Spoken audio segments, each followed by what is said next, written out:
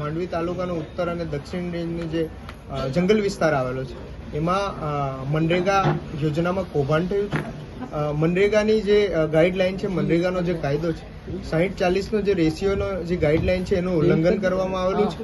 અને આ વિસ્તારમાં જે સરકારી અધિકારીઓ છે, કોન્ટ્રાક્ટરો છે અને એજન્સીઓ દ્વારા આ ષડયંત્ર કરીને આદિવાસીઓના નાણાં હડપવાનું આ કૌભાંડ છે, જેની ઉચ્ચ સ્તરીય તપાસ કરવામાં આવે તો અનેક સરકારી અધિકારીઓ, એજન્સીઓ અને કોન્ટ્રાક્ટરો જેલમાં જવાના છે. આ જે કૌભાંડ કરવામાં આવેલું છે એ નાણાં આદિવાસી નાગરિકોના, સામાન્ય નાગરિકોના નાણાં છે, જે ખોટા માર્ગે વેડફવામાં આવી રહ્યા છે. એટલે અમે પ્રશાસન મારફત પણ માંગણી કરી છે કે આ બાબતને ઉજાગર કરવામાં આવે, એની નિષ્પક્ષ તપાસ કરવામાં આવે, જેથી આ એક મોટો આંકડો પણ બહાર આવશે અને કરોડોનું જે ગુજરાતમાં અને માંડવીમાં જે કૌભાંડ થયું છે એ બહાર